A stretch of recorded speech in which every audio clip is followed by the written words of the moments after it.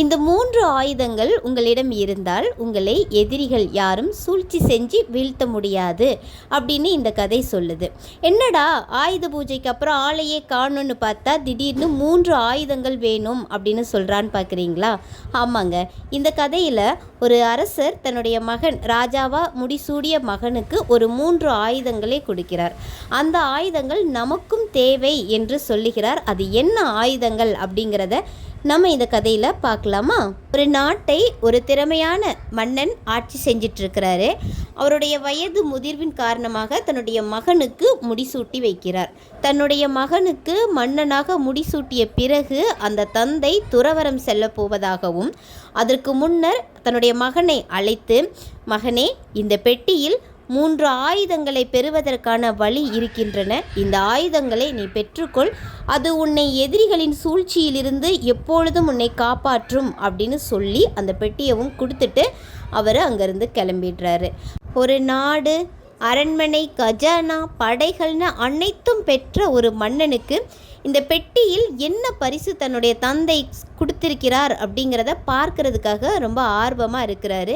அதன்படி அந்த பெட்டியை திறந்து பார்க்கிறார். அதில் 3 முத்துக்களும் ஒரு கடிதமும் இருக்கிறது.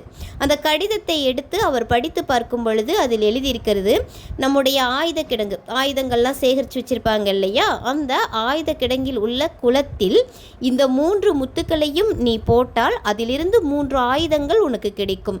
அந்த ஆயுதங்கள் உன்னை எதிரிகளின் சூழ்ச்சியில் இருந்து காப்பாற்றிக் கொள்வதற்கு உதவும், எப்பொழுதும் நீ வைத்துக்கொள் என்று சொல்லியிருக்கிறார்.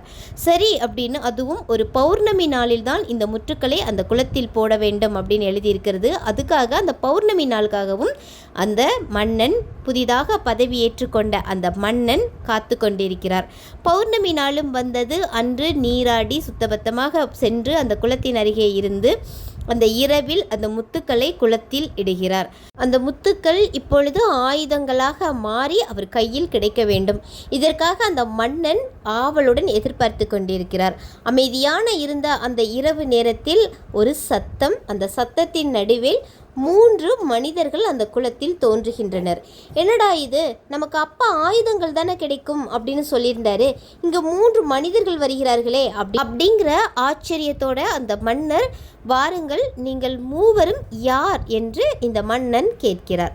அதற்கு அந்த மூவரும் என்ன பதில் சொல்கிறார்கள் என்பதை அடுத்த பதிவில் பார்க்கலாமா?